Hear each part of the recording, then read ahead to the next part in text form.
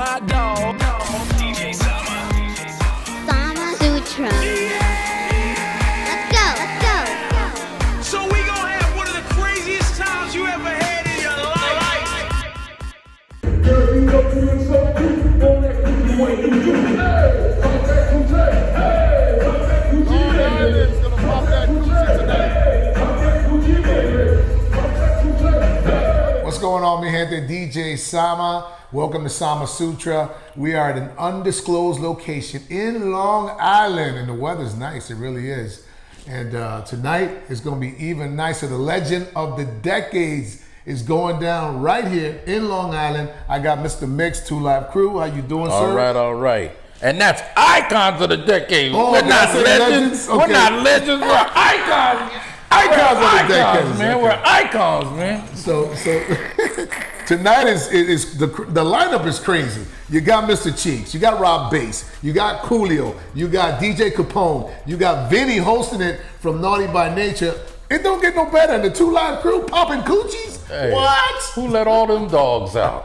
Who let all them dogs out? I thought we was in a pandemic. Everybody's able to be out now. Thank you, Governor Cuomo. How does it feel to be out and about again after what, a year and a half of man. quarantine, pandemic, COVID nonsense? Yeah, well, you know, the thing is, I'm glad that everybody is being safe about the situation. proactive, and the ones that didn't know how to be safe are being told how to be safe. You know what I mean? So, you know, a lot of people, you know, feel like, you know, they lost their, maybe got laid off, this, that, and other. A lot of family members, you know, unfortunately have perished. Right. And, you know, the thing about it is, most of the people don't really think about how the entertainers, how it affect us. Yeah. You know, the only way that we're able to get money and do things and make an impression is for a gang of people to be at a location for us to be seen. Yeah. You know, so if that can't happen, it's almost like a super domino effect. When you hear about a person falling off, it's because nobody's in the building no more. So the pandemic put nobody in the building, so there's a lot of people that's falling off because of this pandemic also. There's only, I wouldn't say only the strong survive. I would just say that, you know, certain situations happen to where everybody's not able to do what it is that they need to be doing. This is one of the reasons why something like this shows you how important it is to be technical savvy, technology savvy. Right. You know what I'm saying? To be able to take your party to the internet and work out deals like tonight. Tonight is going to be virtual. It's going to be online. People are going to be able to pay and see the show. And this is the way artists can survive through, you know, situations like that when we go through pandemics and things of the sort. Now, talk to me about the 2 Live Crew show in 2021. Has it changed since you've done it in the past? As far as the energy, as far as you know, people loving what it is that we bring to the table, this, that, and the third, it's all there. You know, my partner in crime, Fresh Kid Ice the Chinaman, he's not here anymore. Rest in peace, You know what I mean? So there's certain things, there's certain nuances that are a little different, but at the same time, it's still the same energy. It's the same situation. If you know 2 Live Crew songs, they're gonna get sung to the way they need to be sung. All of that stuff. So, you know, all of that is that part of it is always going to be the same. You know, me and him, you know, we started this thing a long time ago. You know, his presence is always going to be involved. I remember there was one time that, you know, him and Luke and Marquise, they were doing shows, but I physically wasn't there, but my music was there. You know what I'm saying? So it's one of them all-encompassed situations to where nobody's ever really missing from the situation. Gotcha. At least that's how I see it, you know what I mean? Yeah. I mean, there must be some kind of emotions happening when it's time for his part to come in and he's not there. I don't know. I would just imagine that, you know, you feel something. Hell no. I'm joking. He's laughing right now at you.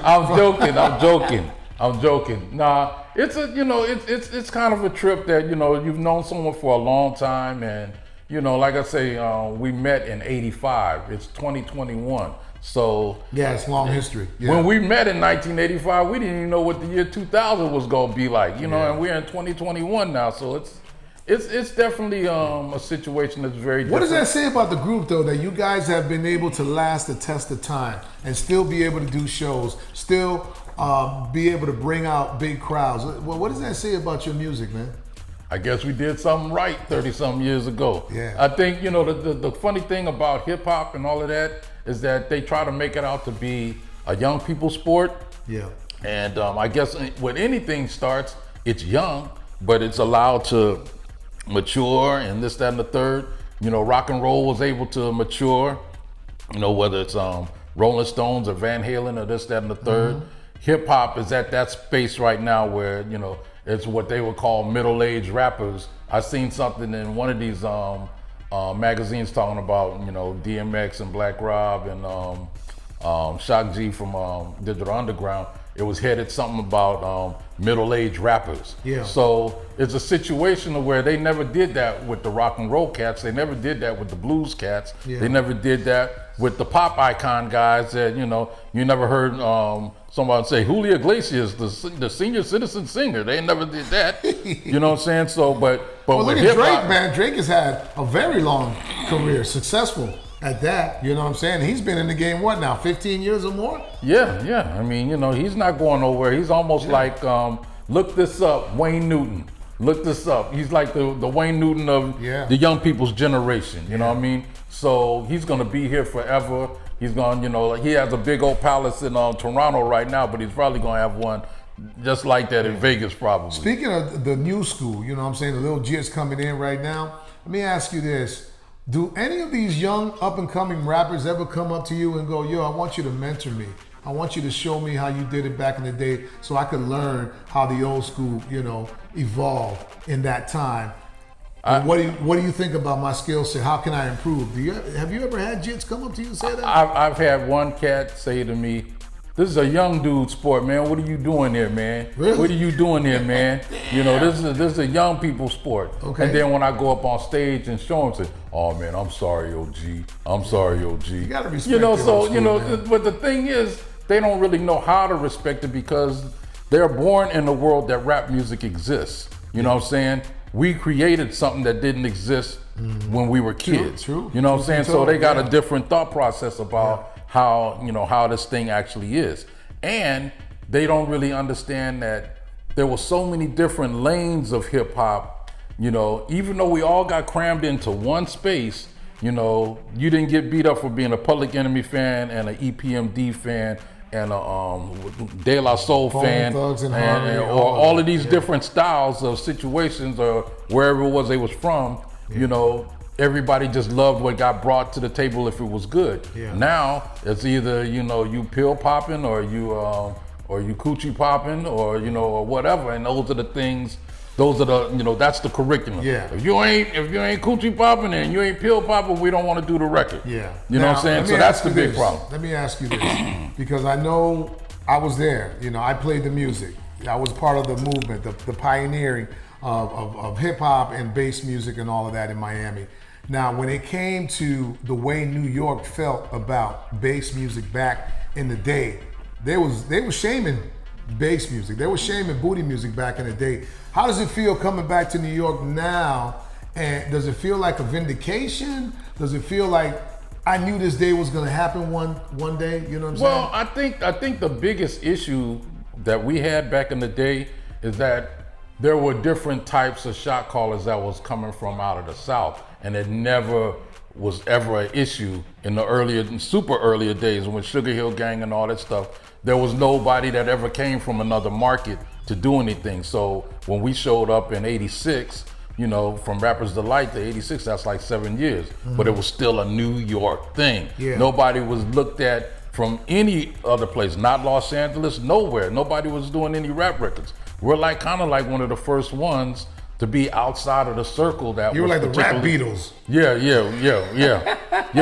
Keep it 100. Yeah, we were kind of like that. It was like we were doing the element of Miami on records, but me and Fresh Kid Ice the Chinaman were what you would call New York purists based on how the records were being done initially. You know what I mean? So we come from the so-called New York school of hard knocks of learning how to do the stuff. Yeah. But when we were in Miami, you know, it's Caribbean, it's hot, people don't have all their clothes on, you know, all of the different things that go on in Miami, we took the elements of what was going on with that and put it to what it is that we knew how to do from the roots of hip hop, and made it out. You know, we made melting a new pot of gumbo music. Right, we made it a new hybrid. Pop that coochie paradise. Right, exactly. So and so when that happened, you know, the people in New York, they're like, nah, that's garbage. You know, they're not using the elements the way we thought. But they didn't. They thought that we were just straight out of Miami and not a part of the New York culture. You know what I'm saying? And then also at the same time, back in those days, believe it or not, South Beach has not always been popular. Matter of fact, South Beach almost got torn down in the 80s. Yeah. You know, it was, you know, the way, if you see Scarface movie, you see how desolate when the guy got shot in the middle of the street, that used to be South Beach. Yeah. You know what I'm saying? So there was, you know, it was a situation that there was really nothing going on down there. And for us to do what it is that we did, it kind of shook up a lot of stuff, you know, and the people were kind of saying, nah, we're not feeling that, you know, we're not gonna let this kind of situation become something. But on the sneak, it really was happening because it was already in the freestyle music and other, you know, party dance stuff that New York was doing. It was just in different styles and types of clubs. I'm really surprised there's never been a Two Live Crew movie. Yeah, you know what I'm saying? With all the stories that went on, and you know, the political situation about the explicit lyrics banned in the USA. Why hasn't anybody ever sat down to do at least a documentary about the Two Live Crew? Well, that's because it's a, you know, it's a Mexican standoff between Mussolini, you know, and Napoleon. These are AKAs, right? Yeah. Mussolini, Napoleon, who's another one? Julius Caesar. Yeah. And you know, not Chow Mein. Who was it? Genghis Khan. Okay. All four of us. You know how they say well, two heads. I'll punch his pilot, and I'm gonna put a beat down on all that. Look, two heads should be better than one, right? And four should be better. But it's all Mexican standoff. Everybody's, you know. Hopefully you guys will come to terms one day. Yeah, maybe so. You know, but you know, I look at it like this. It deserves to be told, just like NWA told their story with Straight Outta Compton.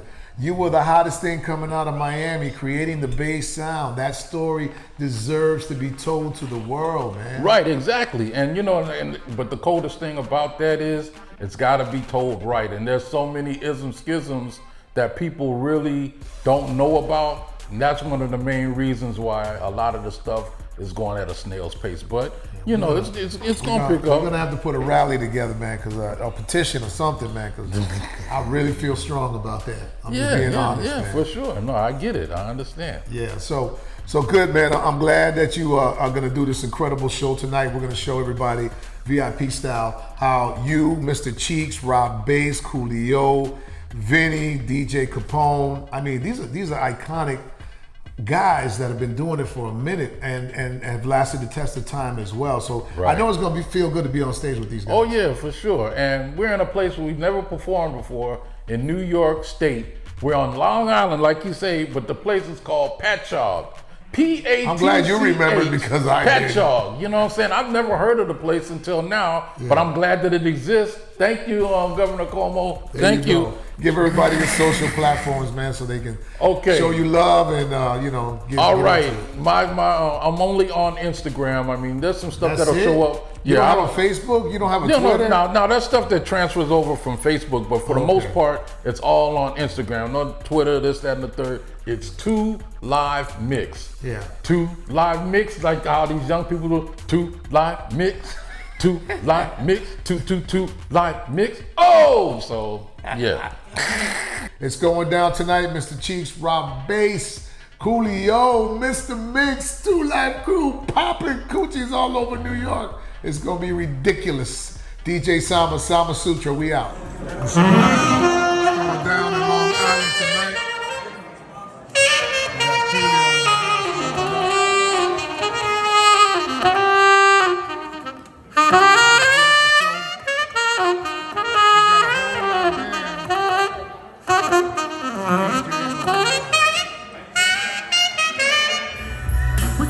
With independent, we said we gon' do it, and we motherfucking did, yo.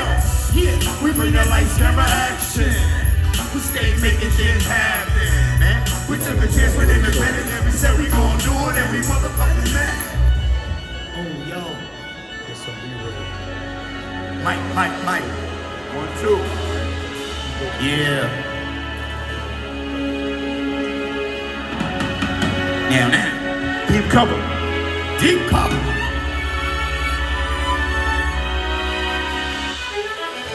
Now. Oh.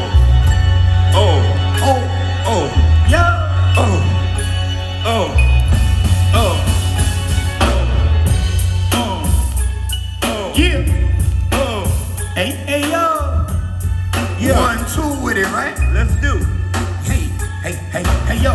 Here's a tune about the sonny named Renee that I met one day on my way back from John Jay. I'm beeping shorty as she's walking to the train. I tapped her on the shoulder. Excuse me, miss, can I get your name? She said my name is Renee. I said I got a whole lot to say. So may I walk into the subway? She said if you want. So yo, we started talking. I brought 2 drinks and 2 drinks and we began walking. I had to see where the head was at, cause the game was mad fast. So we must chat about this and that. She told me what she was in school for. She wants to be a lawyer. Another word, shorty studies law. I tell her shorty I'm a writer. And as she's looking for the token, she drops a package of the easy water. Convince them out with the name ring. I'm like, yo, I'm sweat the technique, shorty rock. I do the same thing. But yeah, that usually blunts. She said I never fuck with really blunts. Cause I heard that for silly stunt. I said nah, they burn slower. But now I really don't know you. But later on, I'ma get to show you. I got a love, there's a law that we live by. What you say? I wonder why my shorty had to die. I reminisce on my ghetto princess every day. So give it up for your shorty. How you feel, Mr. Cheeks? I'm good, I'm chilling. Yeah, let me tell you, Renee was a big record in the 305. No doubt. You guys really broke the scene out there when you did that record. Yeah. Tell me a little bit about the backstory on Renee. Renee was written, it was written about a little situation that happened in my hood. A little shorty got killed, you know what I mean? And I just put it to some music and just dedicated to all the shorty that if you lost your shorty and all of that, I was meant to aim at like that, you know what I'm saying? But it wasn't like my personal shorty, but it was just something that at the time, you know, in the 90s, you was coming up with different music, different songs, so. How you been faring during the pandemic? Has it been rough for you? Going into the studio, trying to occupy your time and kind of center yourself creatively? Have you been working on music because you haven't been able to perform? What you been doing? I've been chilling, man. Doing my, I got a radio show with my boy. I got the Ryan show. You know what I'm saying? I do interviews too. I'm a damn radio personality myself. Okay. Okay. Where at? We on this joint called 98.1 FM out in Boston. That's gave us the kickoff. But overall, we on like 300 stations, man. My partner right there in the cut, that's my man Ryan. You know What's up, man? We just be doing our thing, you know what I'm saying? We got the good interviews. I mean, we got Hugh Jackson, like, you know, the ex football coach of the Cleveland Browns. He worked with us on the Ryan Show Sports, you know? We got Greg Vaughn, you know what I mean? We got my man Steve Smith with his cutting out show and all of that. We've been rocking for what, 5-6 years, right? 4 years? Wow. That's good. I'm gonna have to tune in, man. We got to interview you. Yes, absolutely. So do you get out to Miami a lot? Yeah, I just got the call to come to Miami tomorrow, so. Look at this. That's Look at crazy. this. I could have interviewed you in the 305. Well, you can. I told you when I'm going to pick up the toys, so yes. now. I like this. I like this. I'll let you know. So you did the solo thing, you know, you've been doing the solo thing for a while. I just saw a little piece of your rehearsal. I see you incorporate a live band as well. When did you start doing that? Oh man, I've been doing that ever since track. You know, wow. You ever seen I did a performance way back in the 90s with BET and all that, and they gave me a premiere, and we performed at this ill club in Manhattan called Trap, you know what I'm saying? And we banged out the live band for the first album, you know what I'm saying? Legal Drug Money. It was crazy. It was crazy. Now you told me you've been working on always new like music. live music. My uncle's Gil Scott Heron, you know what I mean? So from there, you already know, you got it. I'm always influenced by that. I bang with the Marleys a lot. All they shows is incredible.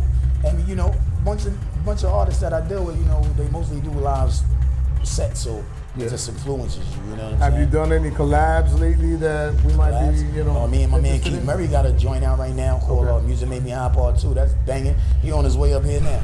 We might do that on the table tonight, you know what I'm saying? Fucking around this ill Icons of the Decade concert. Yeah. It's an honor to be on stage with Coolio. You know what I'm saying? 2 Live Crew, my man Rob Bates, you know what I'm saying? Like all those that pioneered it, like helped me become what I am. So it ain't nothing like. We've had a lot of fallen soldiers in the last couple of years. Black Rob, DMX, rest in peace. How's that Black Rob, DMX, Ecstasy, Shock G, man, we lost motherfucking. What's my man from the Fat Boy? We just lost the guard. Marky D. Marky D, Marky D. I'm up there. Peachtree, like we lost a lot of good people, man. You know what I'm saying? But you know, damn, for those that's still here, man, we just gotta carry on that torch for them, man. I mean, like, Yeah, absolutely. hey, man, the rap game ain't like the rock and roll game and shit like that. We here just what we do, and we don't come with a dental plan. There ain't no life insurance and shit So like that. is this icon of the decade going to be like a tour type feel, or, Hey, man, or you guys I are don't just know. doing a one shot deal? I don't know. I got the Okay. call. Here I am. You know what I'm saying? I'm rocking out with the icons or whatever they want. You know what I'm saying? So When you gonna do something Spanish, man, like a Latin track, man? a Latin track? Yeah. Shit, when I'm Can I find produce something one for Latin. you? Let's get it. I'm trying to You get my know inner what I'm saying? Let's get it. Azúcar, right? Yeah, that boy. Let's go. I'm in. Yeah. Sounds like a party, nigga. You know what I'm Hey, saying? man, much I'm respect. old, all And, that. you know, Thanks, your Pop. music, it speaks for itself. Thanks, a lot man. of heads just love the way you do your thing. Give everybody a social platform so they know how to On get my in touch with social you. platform, you get me at you know, Mr. Cheeks, the real Mr. Cheeks 132 on your Instagram. You know what I'm saying? Mr. Rico Tubbs on what's that shit called? Facebook. Then, Yeah, what's that old one that old people on? What is it called? Facebook. Then you got the Twitter joint, the real Mr. Cheeks 132. Are you on Twitch too? On my what? Twitch. Yeah. I don't know. I be on Snapchat? that shit. You snapping? No, I You ain't snapping? doing You're that. not snapping? I ain't doing that. I'm not snapping either. I'm not doing nothing. I'm regular like this. I'm liking. You know what I'm saying? But I ain't really into too much of that. But I got shout out to my son, Z-Bands. He on his way. Okay. He on his way with some good music. Hey, man, when Shout you out get to my the label, 102 305, man, Records. you better look me up. Hell G. yeah. I'm gonna grab the you, numbers man. right now so we interview you and all that. Thank you, sir. I appreciate it, Yeah, man. man, Much I success appreciate to you taking your time God for bless me you, too, and man. Happy New Year. It's not too late to say that. Shout out to the family, man. Sama Sutra.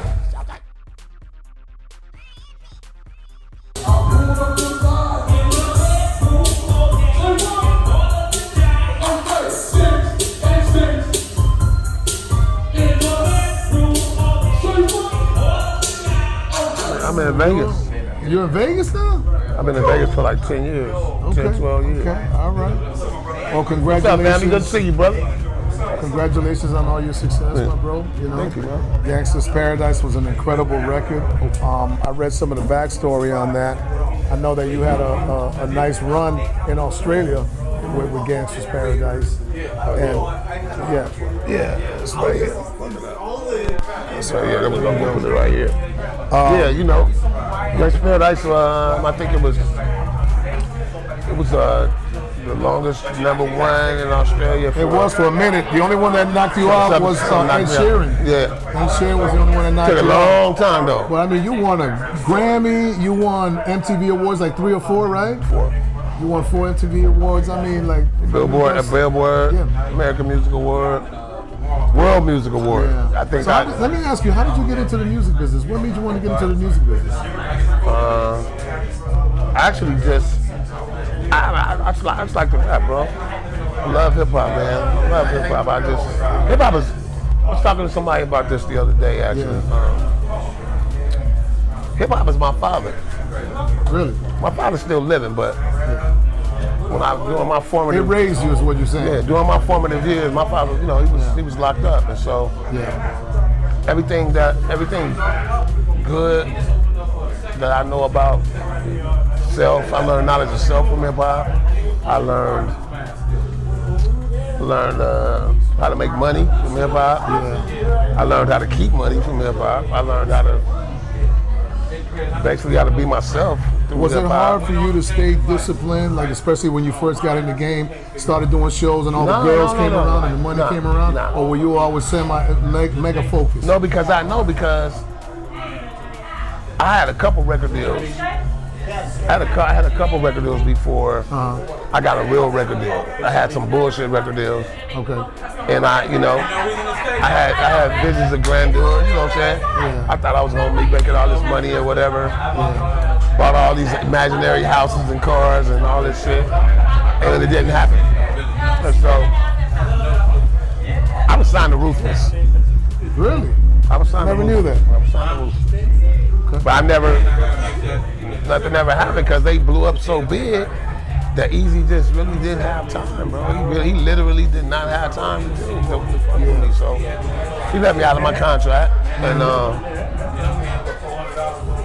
Shit, it took. I did a thing with Dub C in the Mass Circle. Okay. You know who Dub C is, right? From West Side Connection, yeah. So me and him was in a group together. Man, I was on the radio when you guys were making music, man. Okay. I was playing your music on the radio. Okay, bro. so you know what I'm talking about. You're So from Miami, bro. Yeah. So it took another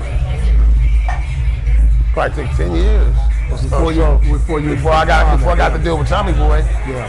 And by that time I had been through so much and so many different trials and tribulations. It was already seasoned in a way. Yeah, I was. I understood. I was ready. I was ready. Stevie gave it a hard time to clear that sample in the beginning. Is that true? Well, I had to take all the cussing out of it. That's right. He told you to take all the M. I had the N word in it like maybe 4 times, and then maybe I think I said MF.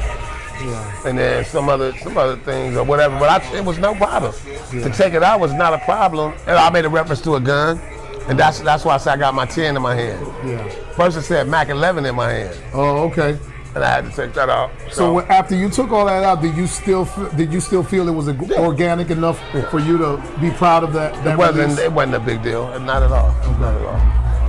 Very cool. And I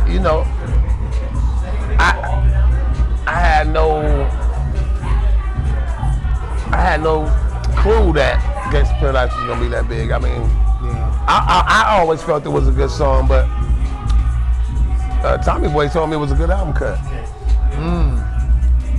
My homies wasn't feeling it like that. They was like, yeah, it's all right, cuz. It's okay, cuz. I mean, you know, overseas for you, really. I mean, I can imagine how many shows you did out overseas. Bro, you don't even know. I've been there.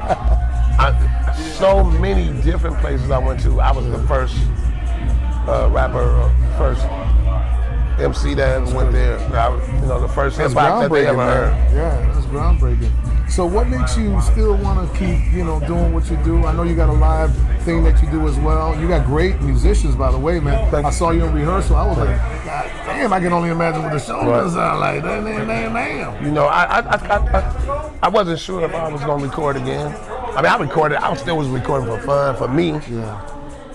For shit to bump in my car, you know what I mean? Yeah. But I saw you going out, and like checking out the sound in front of the stage. Like that, is that a religious thing that you do all the time? Yeah, pretty much. Okay. We got a little set way we do stuff. Sometimes somebody else goes out and does that for you. Then I like to check myself, especially in a venue like this. It's set up a little different. Yeah. You're not sure what the sound is gonna be like. How you feeling about COVID? Does COVID still have you a little fucked up as far as? I'm immune. I got the antibodies. Okay. So I'm immune to it. I can't catch COVID. So straight. And how about the fall? I tried to catch COVID. No, seriously. People like my son that caught it, my daughter. I went and hung out with them. Nothing. No. I wanted to catch it and get it over with. But I can't catch it. Well, I'm glad because so I went and got tested, and they said I already have the antibodies. Seeing a couple of these cats that done passed away, unfortunately. Well, there's rumor has it that's how deep passed. Yeah. Rumor has it, bro. Everybody think it was a drug overdose, but if you have like ailments and you get COVID, it's a wrap. You know what I'm saying? No, I mean.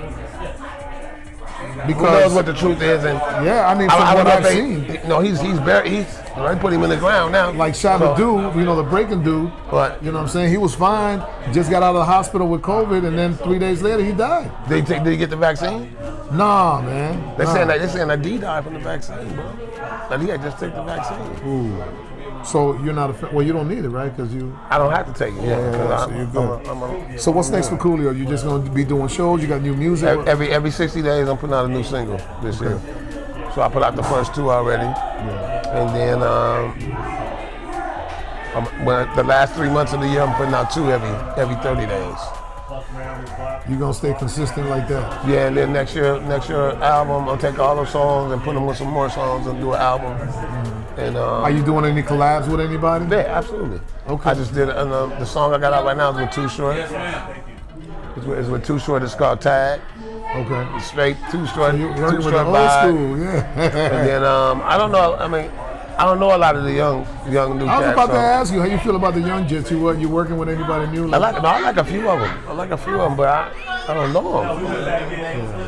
You know, I might maybe I'm from Compton, so I'm sure that one day me and Kim could probably do something together. You know what I'm saying? I really like him. I think he's important. He's important to hip hop. What he did, like his Grammy performance, hands down, #1 Grammy performance of all time in hip hop. In my opinion. You know? And before that, I think it was me. So, but stay humble, Cool. Stay humble. No, you have people that'll argue that. Yeah. But I mean, I'm humble about. I know you are, man. I'm humble, except I can rap. I'm not that humble about that. I'm gonna tell you, man, I pretend like I am, but I'm not really that humble. I know your music transcended into many cities, but in Miami, you were really, really a big, huge. I did a lot of shows in Miami too. I'm surprised I never saw you on stage. There was a time when I was going to Miami at least once a year. Yeah. And then, but I did so much stuff overseas. I mean, I had years where I only was home for a couple months, like 3 months, 8 months, 9 months I was in Europe, or somewhere else in the world. How you feel about breakdancing? I love breakdancing, bro. You know it's been accepted into the 2024 Paris Olympics, right? Breaking is an oh. Olympic sport now. What? Yes. You didn't hear about that? Wow. Yes, sir. No. Yes, sir. We doing something called the Pro-Am. Bro, did y'all hear about this? Breaking is an Olympic sport now. Yes. It's been accepted into the 2024 Olympic. This summer, 2020 Tokyo. No, Paris, 2024. Yeah. I did not know that. Yeah. That's beautiful. Yeah, it is. It's amazing. So we do this thing called the Pro-Am Dance and DJ Expo. It's coming up June 11th through the 13th in Miami. I want to invite you to come through. I'm there, bro. I love to see that, bro. I'm gonna get in contact with Okay, please. with the people. I'll come through, bro. I'll come have perform. you on a panel. I can perform with that shit. We can perform at the closing ceremonies and shit. All right. I love it. We're gonna do one of the closing ceremonies is called the Block Party, and we're doing it right next to the Miami Graffiti Museum. I'm doing it. So you got to take a look at the Graffiti Museum. It's awesome. Wow, bro, that's amazing. Yeah, man. Hip hop is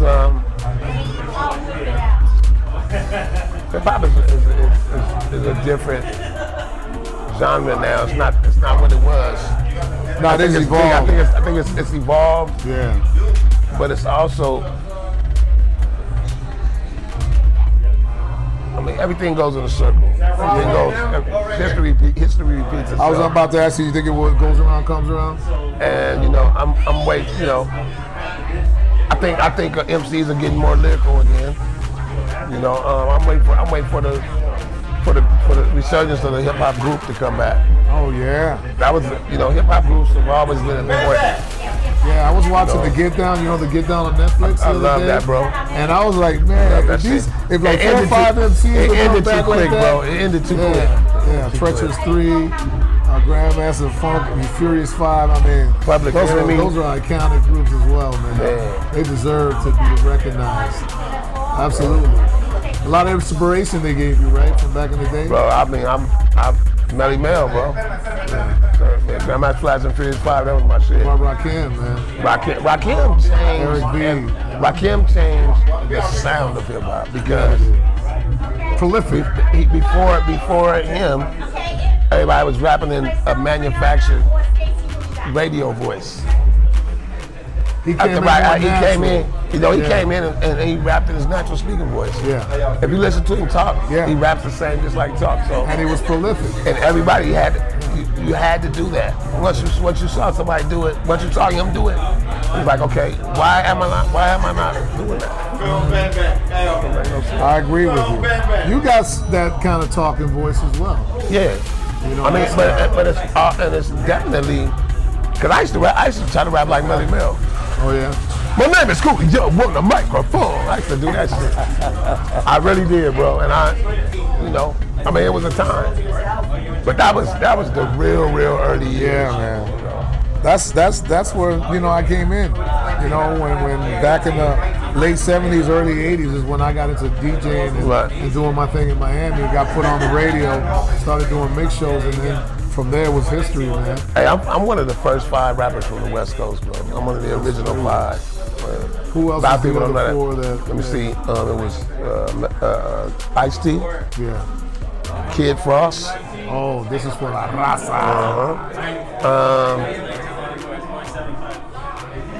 I want to say. I see Kiss Frost. Who else was I dope mean, back then? It wasn't NWA didn't come in until later on. until later on. Yeah, Dre was doing dance back then Maybe with the Wrecking Crew, the world-class Wrecking Crew. man, bro, I gotta say maybe Egyptian Lover? maybe Egyptian Coolio, Lover. Egyptian Lover. Rodney Coolio? Nah, No? Rodney O. Cool- Nah, Rodney O came later too. Rodney O, yeah. But Egyptian Lover, and then it was some cats, Disco Daddy and Captain Rap. They were some old heads. Yeah, I don't even know. So that shit don't even. I don't even count that. But you know, some people on the West Coast do count it. I don't count it because I didn't like how they was rapping. You know what I mean? And then I don't know, man. It's just crazy. It's crazy how hip hop has changed. Yeah. Not only my life, but so many other people's lives. Well, I crazy. mean, it's everywhere, man. You know, people gravitate to it just like they always. Some people say it's watered down. I don't think it's necessarily watered down. I think certain people do it a different way that a lot of people don't respect. You know what I'm saying? They think it's like that. They call it mumble rap. You know what I'm saying? Well, you know, but it's not. It's R&B rap. They singing. Yeah. Well, some are singing. They sing song. It's like sing songy, like so. I mean, I look at it as kind of an R&B rap style to me. I mean, I don't even get involved in all that part of it. Everybody, listen. Our parents didn't like our music. Their parents didn't like their music. We're not supposed to like our kids' music. Yeah. Exactly. That's the way it is. Icons of the decade. It's not for us. You guys are doing it tonight. I appreciate the interview. Thank you so much. What's up, bro? Much success to you. God bless you. Thank you, brother. Okay, Coolio, Sama Sutra. You know Shaka what it is. Zulu, man.